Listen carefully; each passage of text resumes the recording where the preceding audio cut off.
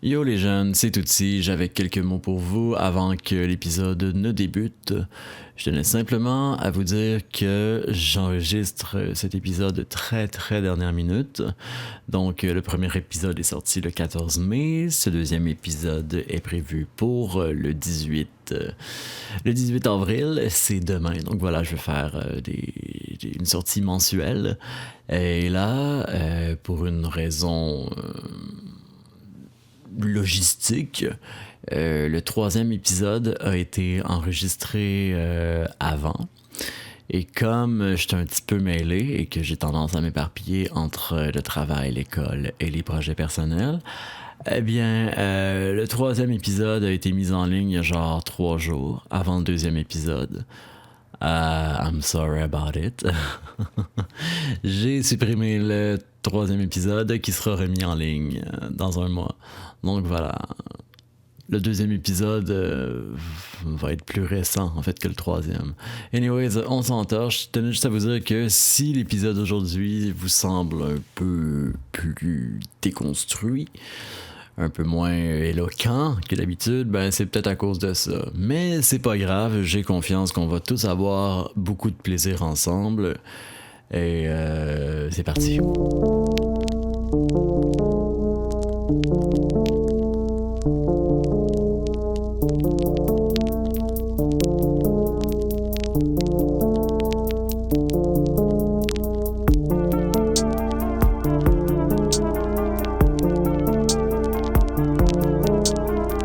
Bonsoir et bienvenue au Café Plot. Je m'appelle Tootsie, je suis fan de disco et d'histoires sordides. J'espère que vous trouverez ici un excellent truc à faire jouer avant de vous endormir, dont vous vous rappellerez fuck all demain matin. Pour ce deuxième épisode de Café Plot, j'aimerais lancer une discussion unidimensionnelle avec moi-même, parce que j'ai pas encore d'invité. Mais c'est correct parce que j'ai une grand gueule qui n'aime pas tant se faire interrompre. D'autant plus que pour cet épisode, j'ai un sujet qui touche beaucoup de cordes sensibles. D'une part parce que c'est moi qui l'ai choisi, hein? Et d'une autre parce que le sujet, c'est l'homoérotisme au cinéma. Et plus précisément, dans le cinéma d'horreur, hein? Ben oui. Encore une fois, ça risque d'être assez personnel, hein, comme lancé, pour la simple et bonne raison que je vais parler de ce que j'ai vu et que, je n'ai pas tout vu. Cela dit, dans ce que j'ai eu l'occasion de voir, il y a beaucoup de patterns, d'éléments qui reviennent et qui m'affectent d'une manière assez, je dirais, ambiguë. J'ai une relation assez love-hate avec le gay horror cinéma, if that's even a thing. Je vais pas trop non plus entrer dans la labellisation, hein, mais dans le but de cerner un sujet, il n'y a pas trop d'options, hein, même en 2025. C'est la limite des mots. Et si tu veux que des mots, doux comme l'eau, ils sont ce qu'il te faut. En fait, je crois que lorsque le cinéma d'horreur met l'emphase sur l'homosexualité masculine, il y a une partie de moi qui est contente de se voir représentée à l'écran, puis une autre qui est également heurtée par ce qu'on choisit de montrer, hein? Donc, entre autres, l'hypersexualisation de la jeunesse et du corps masculin. Je dirais aussi qu'on est beaucoup dans la glamorisation des relations impossibles, abusives, une glamorisation de la misère, je dirais. Sur Letterboxd, oui, Letterboxd, j'ai lu plusieurs fois le terme misery porn. Et dans ce cas-ci, je le trouve tout à fait approprié. Ce sont des éléments qu'on a vus énormément aussi dans le cinéma dit straight. Simplement, je dirais que, contrairement aux relations hétérosexuelles, la représentation de l'homosexualité dans le cinéma d'horreur, et en fait, je dirais même dans le cinéma tout court, on est très souvent dans l'érotisation et la misère humaine, avec des histoires qui se finissent souvent avec la mort d'un des protagonistes. Bouhouhou. On peut penser à des films dramatiques comme Dream Boy de James Bolton, qui est un petit drame indépendant sorti en 2009 qui raconte l'histoire de 2 adolescents qui tombent en amour dans les années 80. C'est super beau, c'est sexy par moments, mais à un certain point dans le film, le couple secret s'en va en camping avec d'autres camarades masculins qui, lorsqu'ils vont découvrir l'union des 2 garçons, vont décider de violer et tuer l'un des deux. Le film se termine comme ça, avec le petit Twink qui s'imagine le fantôme de son copain mort et violé, complètement off-tone avec les deux premiers actes. Excusez-moi, c'est pas drôle du tout. C'est comme s'il fallait absolument patcher une fin tragique. Parce que Dream Boy, avant tout, c'est un roman de Jim Grimsley qui, lui, se terminait avec une note d'espoir. Hein? Il y a personne qui mourra. Comme second exemple, j'ai L'amour en temps de guerre civile de Roderick Jean. C'est un film qui suit le quotidien d'un gigolo héroïnomane dans les rues de Montréal. Donc le film est dark, cru, avec une approche quasi documentaire. Écoutez, le film commence avec Alexandre Landry qui dit à son chum « Je peux-tu te manger le cul? » Probablement le seul élément auquel je peux relate à présent. J'ai parlé de Misery Porn tout à l'heure. On est en plein là-dedans, mais je dois dire que le cinéma québécois mise beaucoup là-dessus. Un sous-genre qui s'incruste particulièrement dans le cinéma québécois. Oh my god, j'ai écrit ça, je suis bien pas fin. Ok. C'est un sous-genre qui s'incruste souvent dans notre cinématographie. Hein? On a juste à penser à un réalisateur comme François Delisle qui nous sort des mélodrames assez crus, comme par exemple Cash Nexus, qui raconte aussi l'histoire d'un junkie qui mange des graines pour payer sa dose. Puis à la fin, il est mort d'une overdose, plus de drogue, plus de cul. Bon. On a Notre paradis de Gaël Morel. Encore une fois, on suit un couple de prostituées masculins. C'est drôle, je vois comme un pattern ici, je sais pas pour vous, là. Mais on a deux petits voyous, cette fois, qui n'hésitent pas à voler et tuer pour aboutir à leur fin. Dans ce film, particulièrement, il y a une phrase qui me joue encore dans la tête aujourd'hui. On a le personnage de Stéphane Rideau, qui est dans la mi-trentaine, qui déclare à son nouvel amoureux de 17 ans: l'âge quand t'es pédé, c'est comme les chiens. Tu dois multiplier. Plus de 30 ans et c'est déjà la fin. Ouf.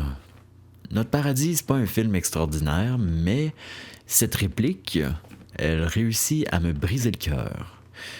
Oui, j'ai un cœur. J'ai dû écouter Martyr 24 fois, mais Notre paradis, une fois, c'est suffisant. C'est le genre de film qui me confronte à des préjugés dont j'essaie moi-même de me départir. Des discours selon lesquels un homme gay, après 30 ans, c'est plus désirable, ça peut plus fourrer, ça peut plus être intéressant, ça peut plus avoir d'ambition. La vraie homosexualité réside dans la jeunesse, la débauche, l'apparence. Comme pour les femmes, dans le fond, c'est le fun. À télévision, on peut observer ces tendances-là dans le travail de Ryan Murphy. Hein? Il y a beaucoup d'homo-érotisme dans American Horror Story, mais également beaucoup de crimes haineux, de viols. Ryan Murphy a tendance à associer l'homo-érotisme à la déviance. C'est notable aussi avec les libertés qu'il a pris dans ses séries True Crime sur Dahmer ou les frères Menendez. Dans les 2 saisons de Monsters, on est beaucoup dans l'esthétique du corps. On voit même le pénis de Eric Menendez, parce que c'est de la télévision sulfureuse, les amis. Ryan Murphy choisit des acteurs qui ont des têtes et des corps de top modèles, qui jouent comme des top modèles. Et non, j'entends pas par là qu'ils jouent mal. Il a choisi 2 très belles gueules pour interpréter 2 criminels qui, by the way, sont toujours en vie, hein, et n'ont pas aimé la série. By the way, ils sont pas si cute que ça dans la vraie vie non plus. Et en même temps, c'était quoi les chances qu'ils trippent? Murphy a pris la décision de mettre en image des rumeurs sensationnalistes, dont la rumeur selon laquelle Lyle et Eric ont vécu une relation incestueuse. ...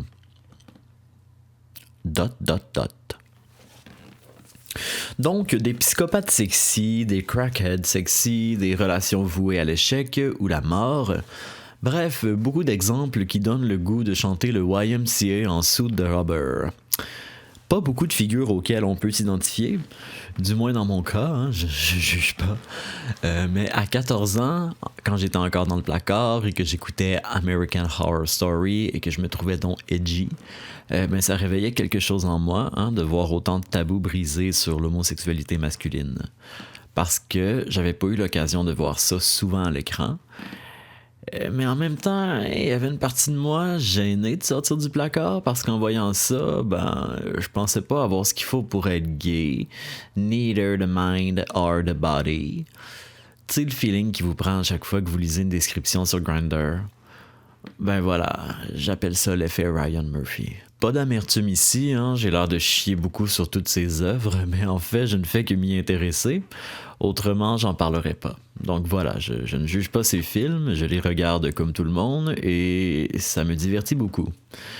Certains moins que d'autres, qu'on se le dise, mais souvent, ils me font mal. Et je me demandais si ça m'était personnel de le recevoir de cette façon-là. C'est toujours facile de projeter ses traumas dans un film qu'on écoute. C'est ce qui va faire qu'on va être plus sensible à un certain genre de film, après tout. Mais je me demandais si vous aussi, chers auditeurs, auditeuses, si vous voyez aussi une corrélation de films gays en films gays. Donc voilà, je serais curieux d'avoir votre vision de la chose. Mais en attendant, on va se plonger la main directement dans le sphincter, la matière.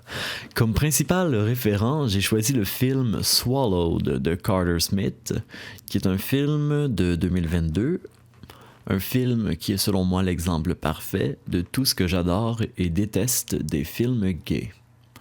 On va les appeler comme ça, ok? Je n'ai pas envie de passer par un bout de chemin, là. C'est également un de mes films préférés. C'est un film qui m'émerveille, qui me touche. Oui, qui me touche. Qui m'hypnotise à chaque fois et qui détruit mon moral durant les 3 jours qui suivent le visionnement. Chaque fois aussi. Ça en dit beaucoup sur moi. Et si vous n'avez pas encore vu Swallowed, ce serait le moment de le faire parce qu'à partir de maintenant, je vais tout spoiler. Alors, les amis, entrons dans le film, comme avec Fanfoluche, là. Mais on rentre dans bobine. Swallowed est un long métrage de Carter Smith sorti en 2022.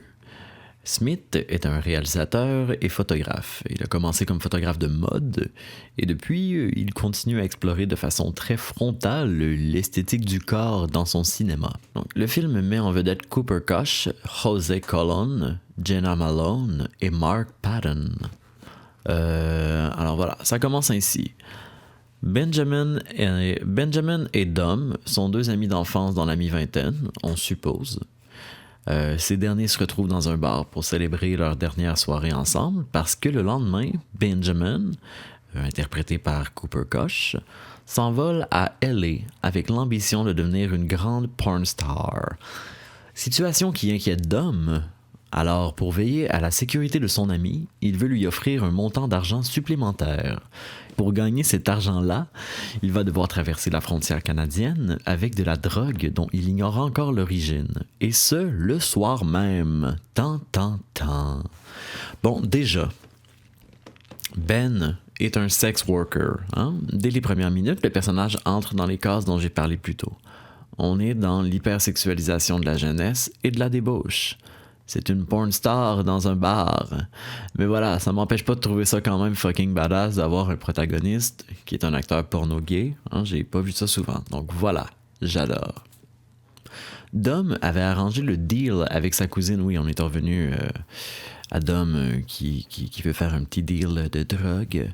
Donc Dom avait arrangé le deal avec sa cousine, mais quand il arrive au point de rencontre, dans une genre de ferme, garage, je sais pas trop, sur place, la cousine de Dom est complètement wasted, puis elle est accompagnée d'une autre fille qui s'appelle Alice, qui leur annonce que c'est elle avec qui ils feront affaire, finalement. Donc Alice la pusher explique le deal. Elle présente à Dom une boîte contenant une demi-douzaine de comprimés gluants qu'il doit avaler, chier et remettre intacts une fois la frontière traversée. Il se fait demander de les rincer, évidemment, mais il refuse. Il refuse, mais Alice les menace d'un fusil, forçant même Benjamin à en avaler un.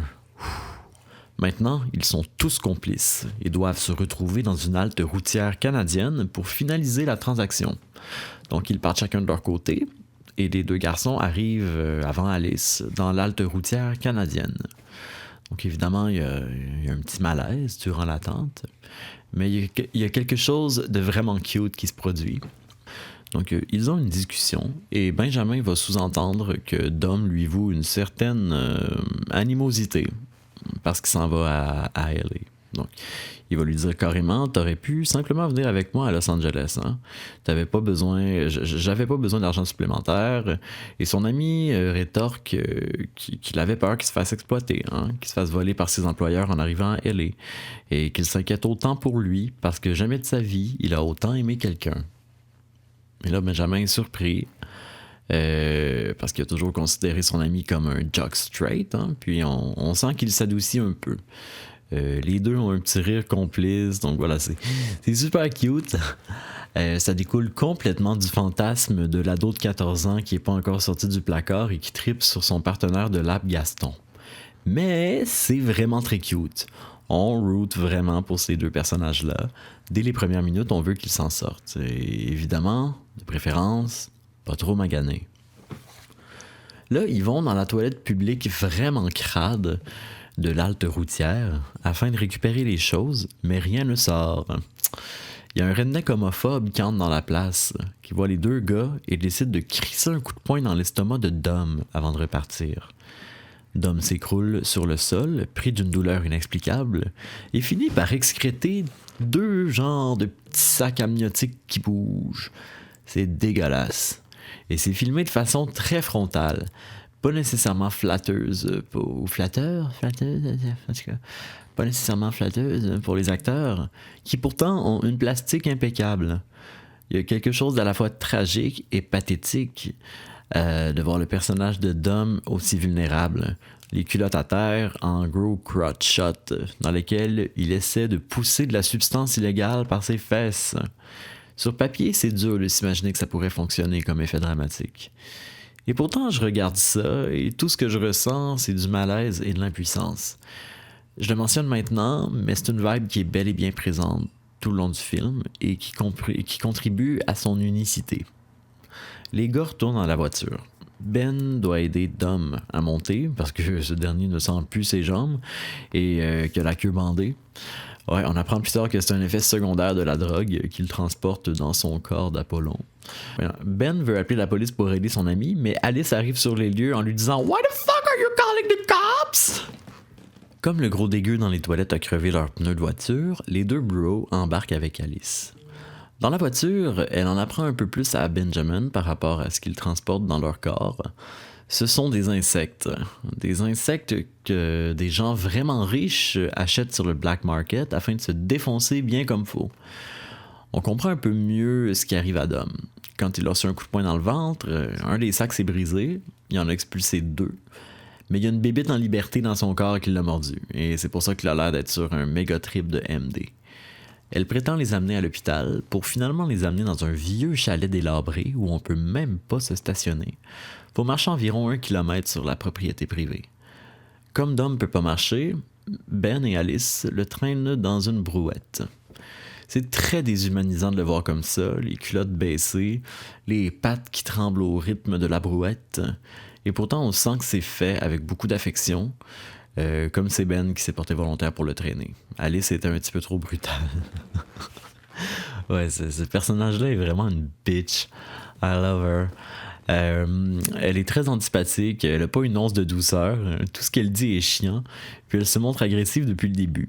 Juste à voir la façon dont elle aide, guillemets, dont elle aide Dom à se déplacer. She doesn't give a fuck, or at least that's the vibe she gives. Dans le chalet, elle apprend aux deux garçons que son boss doit très bientôt venir récupérer les bébites. Et il n'y a pas de temps à perdre. Faut récupérer les deux autres larves coincées dans le rectum de Dom. Le rectum de Dom. Alice sort un pot de vaseline vieux de 10 ans et ordonne à Ben de se mettre au travail. Ah mon Dieu, excusez-moi, la semaine s'achève, je suis fatigué et Ce film-là est plus convaincant à l'écoute que lorsque c'est moi qui le décris. Donc, Alice sort un pot de vaseline vieux de 10 ans et ordonne à Ben de se mettre au travail. Et là, ça devient très très intense. Donc, dans une séquence qui est très bien filmée, très bien jouée, Ben va difficilement aller chercher les sachets à l'intérieur de Ben. L'emphase est tellement mise sur le visage des acteurs, on peut voir leur agonie à tour de rôle. Donc c'est une scène qui aurait pu aller très loin dans le mauvais goût. Hein? On aurait pu aller dans quelque chose un peu à la Human Centipede 2. On n'avait pas besoin d'aller dans cet extrême-là. C'était peut-être un peu trop clean à mon goût, cela dit, j'y reviendrai. Mais bon, Dom hurle et grimace de douleur, alors que sur le visage de Ben, on ressent de l'inconfort, mais surtout de l'empathie. À ce moment-là, Alice reste de marbre et elle pointe les garçons avec un pistolet. Ben oui, she's that nice. Ça dure un bon moment et c'est assez difficile à regarder. Et pourtant, tout demeure très propre, comme je disais, hein, autant la cinématographie que le corps des acteurs. Et oui, je retourne encore au corps des acteurs. Le contexte de cette scène est dégoûtant.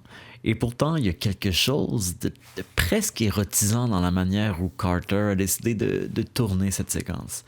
Donc on sait que le réalisateur est capable de montrer une violence assez juicy parce qu'il a réalisé le film The Ruins en 2008, donc Les Ruines, qui était une adaptation de la nouvelle éponyme de Scott Smith. Et non, j'ai fait des recherches, c'est pas, semble-t-il que ce ne sont pas parents.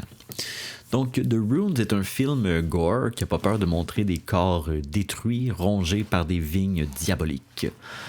C'était aussi un gros film de studio avec une grosse campagne marketing sorti dans les années torture porn. Donc, si vous en connaissez pas beaucoup sur le torture porn, ben allez écouter mon premier épisode, c'est bien intéressant. Avec une prémisse comme celle de Swallowed et un réalisateur comme Carter Smith, on aurait pu s'attendre à un gore fest avec des insectes mutants. Mais non, le film est considéré comme un body horror. Peut-être, mais certainement pas de la manière graphique et dégoûtante qu'on a pu voir dans The Ruins. On revient à la scène de fisting à la vaseline. Le contexte est sale et la cinématographie est propre. Par exemple, on a un gros plan sur la main de Ben après avoir sorti un premier sac. Donc sa main est luisante de vaseline, mais aucune trace de sang ni d'excréments. Donc je sais bien qu'on n'est pas dans Human Centipede 2, as I said, mais ça aurait été logique. Ça aurait été logique de voir ça. Mais le réalisateur a décidé de ne pas montrer ça. Tout comme en pornographie, hein? On doit montrer des corps propres, pas de transpiration, pas de fluide rougeâtre ou brunâtre, parce que ce qu'on vend en pornographie, c'est du fantasme. Donc, Éric Falardeau pourrait vous en parler de long en large dans son ouvrage Le corps souillé, gore, pornographie et fluide corporel, que je vous invite à lire si vous avez envie de philosopher davantage sur le cinéma extrême. Mais revenons à la notion du fantasme. Dans Swallowed, on nous vend aussi beaucoup de fantasmes, dont le fantasme ultime du meilleur ami straight qui tombe en amour avec son meilleur ami gay. Donc nous, les twinks, avons tous déjà fantasmé sur le chum un peu trop amical de notre amie Stéphanie, même si on ne le dira jamais à Stéphanie. Bref, Swallowed est selon moi un film engagé dans sa façon de présenter une relation homosexuelle au cœur de son récit, sans que l'histoire tourne uniquement autour de l'orientation des personnages. On est plutôt dans la normalisation. On est plus dans la normalisation que dans le sensationnalisme. Et pourtant, on a au casting 2 jeunes hommes vraiment gâtés par la nature. On s'entend. Ils font pas Boy Next Door. À moins qu'on parle du site, ils ont vraiment un physique qui crie « Je suis un modèle pour American Appeal ». Autrement dit, un casting parfait pour un porno gay. Et ces personnages-là sont placés dans les situations les moins sexy du monde. Donc ils sont au summum de leur vulnérabilité, et pourtant aucun angle de caméra dans Swallowed ne réussit à les enlaidir. Ils sont trop beaux? Ils ont le droit, hein, c'est pas un reproche. Ce que je trouve frustrant, cependant, c'est d'avoir des personnages au physique aussi parfaits dans une situation aussi fantasmée que celle qu'ils vivent. Ça rend l'identification au personnage plus difficile. Et pour un film queer, je trouve ça dommage. Donc encore une fois, je me retrouve devant mon discours contradictoire face au film gay. J'adore l'esthétique des corps, qui pourtant me fait me sentir mal dans le mien. J'aime voir des personnages gays à l'écran parce que je devrais pouvoir m'y retrouver. Et oui, je peux m'y retrouver en partie, mais je me retrouve plus souvent jaloux de ces personnages qui se retrouvent dans des situations pourtant misérables, mais glamourisées, donc admirables. J'ai été dans grosse marde moi aussi l'an dernier, où ce qu'il est mon Apollon toujours bandé avec un 6-pack qui va m'annoncer qu'il m'aime depuis qu'on est à petite école. Ah! Ah là là là là là là, tout ça pour dire que je crois qu'à ce moment-là du film, pour aller au bout de son idée, on aurait dû voir du sang et du caca sur la main de Benjamin. Or, ce n'est pas le cas. À ce moment-là, on a un autre personnage qui débarque et là, on se rend compte que c'est lui le vrai méchant du film. Donc Rich, le dealer, interprété par Mark Patton, notre Scream Queen iconique de Freddy's Revenge. Donc il est arrivé et il veut ses bébites. Donc tout de suite, le personnage est dégueulasse. Il fait des remarques du genre « Oh, quel beau garçon » ou encore « J'ai presque envie d'aller chercher ces sachets moi-même. » Donc voilà, un gros prédateur. Alors que Dom agonise de plus en plus, Rich ordonne à Benjamin de poursuivre la cueillette et de se dépêcher. Il y a quelque chose de très intéressant qui se produit à ce moment-là avec Alice, le personnage de Jenna Malone. Dès l'arrivée de Rich, on dirait qu'elle laisse tomber sa carapace de gros stuff pour devenir plus vulnérable. Pour la première fois sur son visage, on peut voir de l'empathie, oui, de l'angoisse pendant que Ben continue le travail. Et à un certain moment, Rich ordonne à Alice de s'en aller. Il lui dit que son travail est terminé et qu'il va s'occuper du reste lui-même. Avec ce qu'on a pu voir du personnage à présent, on aurait pu s'attendre à ce qu'elle réponde à Rich « Ok, bye » puis qu'elle saque son camp. Mais non, elle répond qu'elle peut rester, que ça lui dérange pas, mais Rich lui ordonne encore une fois de partir. Elle échange un long regard avec Ben dans lequel on peut lire « Je suis désolé. Acting. » J'ai accroché mon micro. Beaucoup de choses sont dites dans ces 60 secondes. On comprend mieux pourquoi Alice cherche à faire aussi peur depuis le début. Elle veut pas que les choses niaisent. Faut que ça roule. Il faut que tout se passe comme prévu. Parce que mon boss est un hostie de fou et qui pourrait tous nous tuer. Donc à partir du moment où l'opération foire, elle se retrouve en danger aussi. Et je pense qu'elle sait que si les gars se retrouvent en présence de Rich, ça va être la pagaille. Et c'est pour ça que depuis le début, elle est aussi stressante, arrogante avec les mecs. Puis à partir du moment où finalement tout le monde se retrouve dans le chalet, elle se sent responsable, elle se sent mal pour les gars. Puis elle voulait pas en arriver là avec eux. Mais elle finit par quitter à contre-cœur. Parce que c'est Rich qui est rendu avec le fusil. Donc voilà, ça, c'est mon interprétation de la chose. J'aime croire que c'est ce qui s'est passé dans la tête du personnage. Si vous avez vu autre chose, ben dites-moi le pas parce que c'est de même que j'aime le voir. Voilà, donc Benjamin se retrouve seul avec son ami malade et le vieux dégueulasse. Le vieux dégueulasse ordonne encore à Ben de continuer sa fouille anale, mais il y a quelque chose qui bloque. Ben n'arrive pas à récupérer le dernier sac et Dom convulse de plus en plus violemment. Donc paniqué, il demande à Rich d'aider son ami. Donc avec le doigté d'un poing en rubber, Rich met la main sur le dernier sac qui se brise avant d'être expulsé. Donc à ce moment-là, on se doute que Dom ne survivra pas. Il est en train de faire une overdose ou une hémorragie. Dans quelques plans soigneusement cadrés, on voit une grosse coulée de sang qui s'échappe d'entre ses jambes. C'est un moment vraiment triste où Ben comprend qu'il est en train de perdre son meilleur ami, Dash Lover. Pour la première et dernière fois, Ben embrasse Dom sur les lèvres en signe d'adieu, ce à quoi Dom lui répond « That's nice », avant de rendre son dernier souffle. Et ça, c'est vraiment, vraiment cute. Mais aussi vraiment, vraiment triste et misérable, voilà. C'est un film qui me fait mal, mais pourtant je ne peux pas dire que je n'aime pas. Directement après la mort de Dom, il y a Alice qui fait son retour. Yay, Alice! On comprend qu'elle est jamais vraiment partie, which is kind of cool, puis elle est complètement choquée en voyant le corps de Dom. Elle commence à dire What the fuck, Rich? You can't just let things like that happen. Elle le confronte, elle essaie ensuite de le calmer. Puis les deux sortent de la cabane pour parler. L'essence, Ben est seul à l'intérieur, toujours en état de choc. On entend un coup de feu dehors. Oupsie. Rich revient seul dans le chalet. Alice est morte. Ben est complètement seul avec ce pervers-là.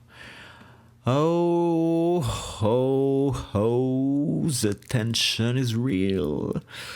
Rich commence à s'expliquer à Ben. Il lui dit que rien de tout ça n'était supposé arriver, qu'il est une bonne personne. Et là, il demande à Ben de lui dire qu'il n'est pas une mauvaise personne. Il est vraiment dégueulasse. Chapeau à Mark Patton pour l'interprétation. Donc, second switch de personnage, Ben se met en mode survie et s'apprête à utiliser la meilleure arme que le bon Dieu lui a remis, son hot body. Donc, Rich va lui offrir de prendre un bain, sous le prétexte que ça va l'aider à se détendre et possiblement faire sortir le dernier sachet. Donc, on s'entend que c'est juste un prétexte pour le voir tout nu, on n'est pas cave. Ben n'est pas cave non plus et il va jouer le jeu. Non, le seul que je trouve un peu cave dans cette séquence-là, c'est Rich, qui s'imagine qu'il a une chance avec un petit twink, non pas juste parce qu'il a un gun de pointé sur la tempe. C'est absurde. C'est aussi vraiment triste, d'une façon, parce qu'on retrouve beaucoup de la situation de Stéphane Rideau dans cette séquence-là. Donc, vous vous rappelez, être gay, ça se termine à 30 ans, blablabla. Donc, voilà, ici, on voit les deux extrêmes. Le jeune gay plein de rêves, d'ambition et de sex appeal, et le vieil homo has-been, rendu misérable par le temps et qui doit maintenant saisir ce qu'il veut par la force. Même s'il n'y a aucune bienveillance face à Ben, même s'il est un vieux pervers, il y a quelque chose de tellement pathétique à propos du personnage qui fait que... Je sais pas, on a quand même un petit peu d'empathie pour le bonhomme. Je crois que le réalisateur voulait aussi qu'on ressente une certaine empathie face à ce personnage-là. Parce qu'il y a quand même des moments où on le voit seul et qui se met juste à pleurnicher comme une lopette.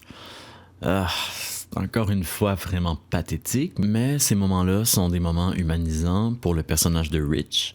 Et je trouve ça intéressant que le réalisateur ait ajouté cette touche-là, minime, mais qui empêche le personnage d'être complètement unidimensionnel.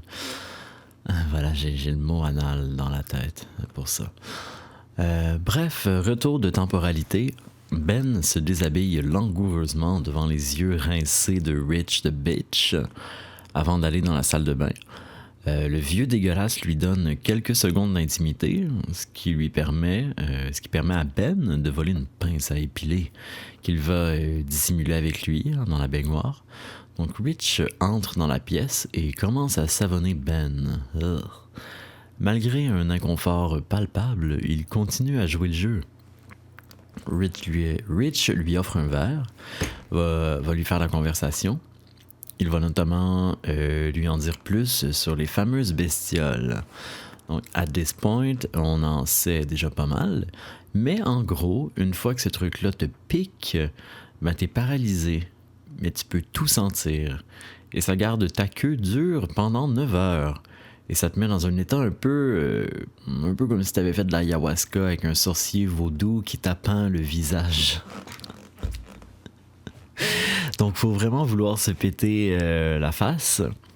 Donc, Ben continue à utiliser de ses skills de porn star pour séduire Rich.